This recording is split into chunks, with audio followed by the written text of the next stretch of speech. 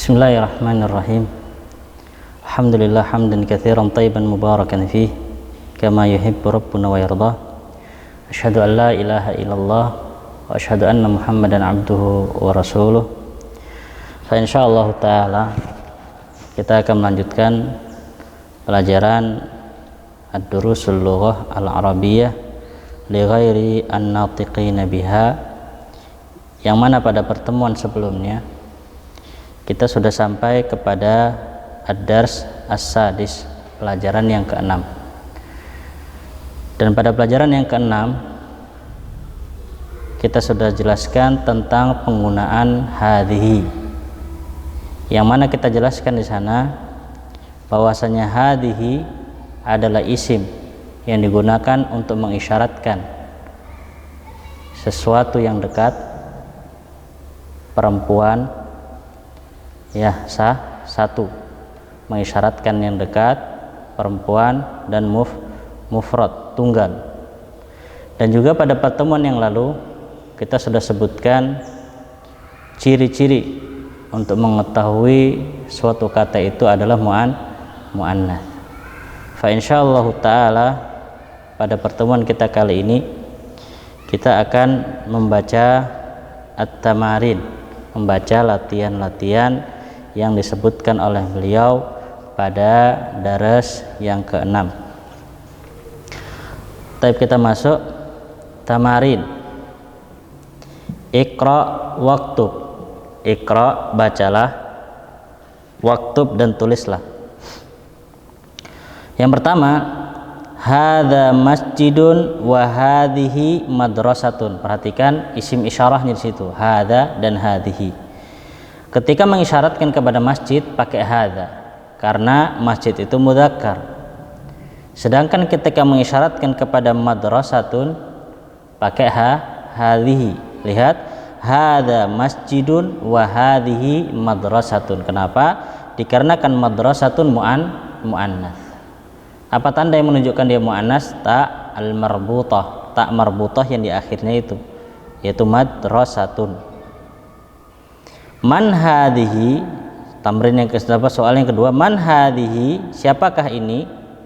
Hadhihi ukhtu Abbasin, ini adalah saudarinya Abbas. Di sini isim isyarahnya pakai hadhihi, man hadhihi. Kenapa? Dikarenakan yang ditanyakan adalah ukhtu, dan ukhtun itu saudari perempuan. Makanya isim isyarahnya pakai hadhihi ukhtu Abbasin. Hadza dikun wa hadhihi dajjajatun. Hadza dikun, ini adalah ayam jantan, pakai hadza. Wa hadhihi dajjajatun, dan ini adalah ayam betina, maka pakai hadhihi karena muannats. Yang keempat, hadza ibnul mudiri, ini adalah anak laki-lakinya kepala sekolah. Wa hadhihi bintul mudarrisi, dan ini adalah anak perempuannya anak perempuannya al mudarris, guru. Kenapa pakai hadhihi pada bint? Dikarenakan bint adalah muannats. Yang kelima, hadhihi ummu Yasirin, ini adalah ibunya Yasir. Lihat pakai hadhihi dikarenakan ummu perempuan, ibunya Yasir. Yang keenam, aina qidrul lahmi, di manakah qidrul lahm, pancinya, al-lahm, daging. Dan kita sebutkan pada teman sebelumnya, qidrun itu dianggap oleh orang Arab termasuk kata yang muannats. Qidr termasuk kata yang muannats, sehingga isim isyarahnya atau dhamir yang menggantikannya juga pakai muannats. Perhatikan di sini, aina qidrul lahmi hiya fis salajati, pakai dhamir hiya, bukan pakai dhamir huwa. Yang ketujuh, hadza babun, ini adalah pintu mudzakkar, maka pakai hadza. Wa hadhihi nafidatun, dan ini adalah nafidatun, jendela. Nafidatun muannats karena di situ ada ta al-marbutah. Demikian pula salajah tadi muannats, ada ta al-marbutah. Salajah artinya adalah kulkas. Kemudian tamrin yang selanjutnya, tamrin yang kedua.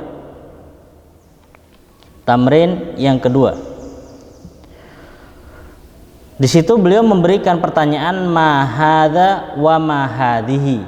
Pertanyaan ma hadza wa ma hadhihi. Dan jawabannya nanti sesuai dengan gambar. Sesuai dengan gambar.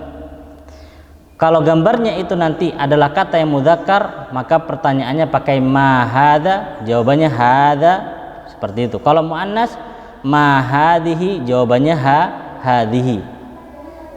Lihat gambar yang pertama adalah pulpen. Pulpen bahasa Arabnya qalamun. Qalamun mudzakkar. Maka pertanyaannya ma hadza? Hadza qalamun. Ya, seharusnya sebenarnya ini ya si kita yang bertanya, antum yang menjawab harusnya. Ya, kita yang bertanya, antum menjawab sesuai dengan gambar. Ma hadza? Hadza qalamun. Kemudian yang kedua sendok. Sendok bahasa Arabnya mil'aqatun, pakai tak marbutah. Jadi dia muannas. Maka pertanyaannya pakai hadhihi. Jadi ma hadhihi? Hadhihi mil'aqatun. Yang ketiga kitab, dan kitab mudzakkar. Maka pertanyaannya ma hadza? Hadza kitabun. Baju bahasa Arabnya qamisun, mudzakkar. Maka pakai ma hadza? Hadza qamisun. Yang keempat rumah, bahasa Arabnya rumah baitun, dan baitun mudzakkar. Maka pertanyaan juga pakai hadza. Ma hadza? Hadza baitun. Kemudian gambar setelahnya adalah jam tangan. Jam tangan bahasa Arabnya sa'atun, mudzakkar atau muannas? Nah, muannas. Apa tandanya? Taib, ada tak al-marbutah. Ya, ada tak al-marbutah. Maka pertanyaannya ma hadhihi? Hadhihi sa'atun. Kemudian gambar setelahnya mobil. Bahasa Arabnya mobil sayyaratun. Ada tak marbutah, jadi dia muannas. Ma hadhihi? Hadhihi sayyaratun. Kemudian setelahnya gambar apa itu? Pintu. Pintu bahasa Arabnya babun. Maka pertanyaannya pakai ma hadza? Hadza babun. Kemudian gambar setelahnya kaki. Kaki bahasa Arabnya rijlun. Rijlun walaupun tidak ada tak marbutah, tapi mereka mengatakan rijlun itu muannas. Alasannya dikarenakan dia anggota tubuh yang sepasang.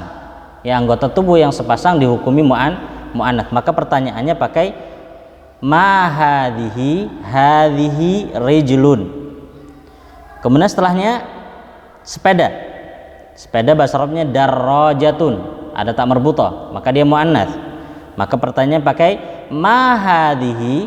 Hadhihi darrajatun. Kemudian ke bawahnya jenggot. Jenggot apa mulut itu? Kita lihat gambar sebelumnya. No, mulut, bukan jenggotnya. Kalau lihat gambar sebelumnya di halaman 34, ya, yang dimaukan adalah mulut. Kalau mulut yang dimaukan maka dia mudzakkar, famun. Ya. Pertanyaan jadi ma hadza? Hadza famun. Kemudian setelahnya adalah manci. Panci muannas. Maka pertanyaannya ma hadhihi? Hadhihi qidrun. Kemudian gambar setelahnya tangan. Tangan mudzakkar atau muannas? Muannas. Kenapa? Ya, dikarenakan dia anggota tubuh yang sepasang. Maka pertanyaannya pakai hadhihi. Ya, jadi pertanyaannya ma hadhihi? Hadhihi yadun. Ya, hadhihi yadun. Kemudian gambar setelahnya adalah hidung. Hidung bahasa Arabnya anfun, dan anfun satu. Maka dia mudzakkar. Ya, maka dia mudzakkar. Pertanyaan jadi ma hadza? Hadza anfun. Taib, ke bawah kulkas. Bahasa Arabnya tadi apa kulkas? Baru kita lewati. Taib, kulkas bahasa Arabnya adalah thalajatun. Thalajatun ada tak marbutahnya. Thalajatun ada tak marbutah, maka dia dihukumi muannas. Kalau gitu pertanyaannya pakai hadhihi. Ma hadhihi? Hadhihi thalajatun. Kemudian gambar setelahnya agak naik ke atas, kunci. Apa sarafnya kunci? Miftahun. Miftah mudzakkar. Maka pertanyaan pakai ha, hadza ma hadza miftahun. Kemudian naik ke atas lagi, setrika. Setrika bahasa Arabnya mikwatun. Pakai tak marbutah, mikwatun. Maka di situ dia muannats karena ada tak marbutah. Kalau gitu pertanyaannya pakai ha, hadhihi. Ma hadhihi mikwatun. Turun ke bawahnya kursi. Kursi bahasa Arabnya kursiyun, dia mudzakkar. Maka pertanyaannya pakai hadza. Ma hadza kursiyun. Kemudian turun ke bawah, masjid, masjidun, mudzakkar. Maka pertanyaannya ma hadza masjidun. Dan yang terakhir adalah najmun, dan najmun dihukumi mudzakkar. Ya, dihukumi mudzakkar. Maka pertanyaannya pakai ha, hadza. Ma hadza najmun. Ya, hadza najmun. Taib ya. Ini penggunaan kata hadhihi dan kata hadza. Ya, hadhihi dan hadza. Ingat, hadza untuk mudzakkar, satu laki-laki dekat. Kalau hadhihi satu perempuan dekat. Ini tolong dibedakan. Ya, ciri-cirinya dan sudah kita sebutkan kemarin. Ya, apabila ada tak marbutah atau dia nama perempuan atau sifat perempuan atau yang dianggap oleh orang Arab itu mu'annas seperti anggota tubuh yang sepasang, itu dihukumi mu'annas. Apabila ada ciri-ciri ini, maka kata tersebut dihukumi mu'annas. Dan isim isyarahnya untuk dekat itu pakai hadhihi, bukan pakai hadza. Pakai hadhihi, bukan pakai hadza. Taib. Selesai kita dari tamrin yang kedua. Kita sekarang masuk kepada tamrin yang ketiga. Sebelum kita masuk kepada tamrin yang ketiga, perhatikan. Beliau di sini ingin menjelaskan tentang al-jumlah al-ismiyah. Beliau ingin menjelaskan jumlah al-ismiyah. Dan sebelum Anda menjelaskan jumlah ismiyah, perhatikan dulu, Anda jelaskan dulu di papan tulis berkaitan tentang kalimat di dalam bahasa Arab dan jumlah di dalam bahasa Arab supaya paham apa yang dimaukan oleh pengarang kitab. Taib. Bisa kita lihat di papan tulis dulu.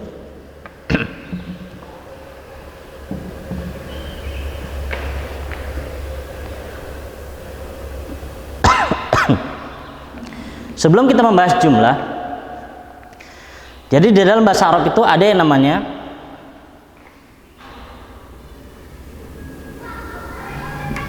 al-kalimah, yang pertama. Kemudian ada yang kedua yang namanya, terus ini aja, yang kedua namanya adalah al-jumlah. Ada yang namanya kalimah, ada yang namanya jumlah. Kalau kita biasanya di Indonesia, kalau pakai bahasa Indonesia, kalimah itu adalah kata. Kalimah itu adalah kata. Perhatikan, kalimah itu adalah kata. Kalau di dalam bahasa Arab bahasanya kalimatun, al-kalimatu. Artinya kata. Sedangkan yang kedua adalah al-jumlatu. Kalau jumlah artinya bahasa Indonesianya jumlah adalah kalimat. Jumlah adalah kalimat. Anda ulangi, al-kalimatu itu artinya kata. Jadi jangan sampai tercampur antara bahasa Arab dengan bahasa Indonesia. Kalimah dalam bahasa Arab, bahasa Indonesianya artinya kata. Sedangkan jumlah dalam bahasa Arab, bahasa Indonesianya adalah kalimat. Ya, dalam bahasa Arab jumlah, dalam bahasa Indonesianya kalimat. Nah, sebelum kita membahas ini, sebelum kita membahas masalah jumlah, dan ini yang beliau ingin maukan nanti dalam kitab, kita harus ngerti dulu tentang al-kalimah, tentang kata. Kata di dalam bahasa Arab itu banyak sekali. Ya, kata di dalam bahasa Arab itu banyak sekali. Akan tapi sekian banyaknya itu hanya berporos kepada tiga saja. Ya, berporos kepada tiga. Ya, walaupun sekian banyaknya al-kalimah al-arabiyyah, kata ya kata-kata bahasa Arab tapi porosnya cuman 3. Kita buat garis, kita gambaran 1 2 3. Ya, jadi kalimat di dalam bahasa Arab itu banyak, cuman sekian banyaknya kalimat di dalam bahasa Arab atau kata dalam bahasa Arab, semua porosnya hanya kepada 3 ini saja. Yang pertama adalah al-ismu. Kemudian yang kedua adalah al-fi'lu. Yang ketiga adalah al-harfu. Baik, perhatikan. Jadi kata di dalam bahasa Arab itu hanya berporos kepada 3 ini. Al-ismu, al-fi'lu, al-harfu. Isim, fi'il, huruf. Enggak lepas dari 3 ini. Ya, tidak lepas dari tiga ini. Hanya isim, fi'il, dan al-harfu. Isim, fi'il, dan huruf. Mafhum? Baik, kalau paham kita lanjut. Al-ismu, isim,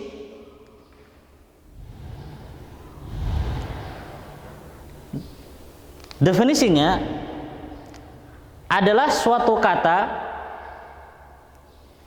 yang menunjukkan manusia, hewan, tumbuh-tumbuhan, ataupun benda mati. Ana ulangi, isim definisinya adalah suatu kata yang menunjukkan manusia, hewan, tumbuh-tumbuhan, atau benda mati. Atau benda mati. Contohnya manusia seperti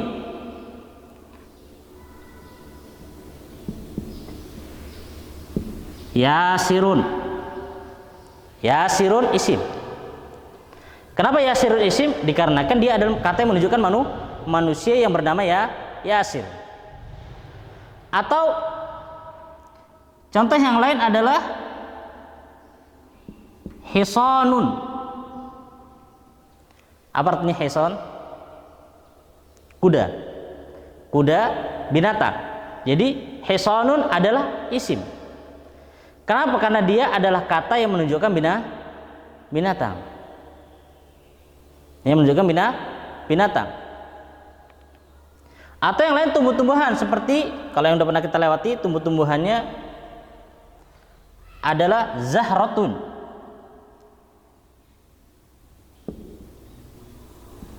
Zahratun, bunga.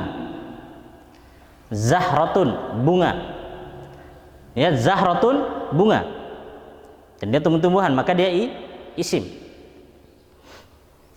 Kemudian atau benda mati seperti banyak. Kalau benda mati banyak kita lewati, seperti baitun, masjidun, maktabun, kursiyun, dan yang lainnya masih banyak sekali dari benda-benda mati. Al-muhim, paling penting, yang namanya isim adalah suatu kata yang menunjukkan manusia, binatang, tumbuh-tumbuhan, atau benda mati. Ya, atau benda mati. Ini yang harus diketahui pertama untuk mengetahui apakah kata tersebut isim, fi'il, atau huruf. Ya, mengerti definisinya. Ya, ana ulangi sekali lagi. Yang namanya isim adalah suatu kata yang menunjukkan manusia, binatang, tumbuh-tumbuhan, atau benda mati. Ya, atau benda mati. Ini tolong diperhatikan. Tapi sekarang,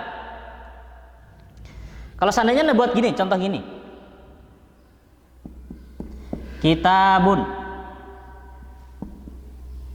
isim atau bukan? Isim. Kok tahu isim? Karena dia kata yang menunjukkan apa? Benda mati. Kitabun, benda mati. Atau juga contohnya qalamun. Ya, ini juga sama isim. Kalau kita paham ini, kita lanjut. Ana hapus dulu.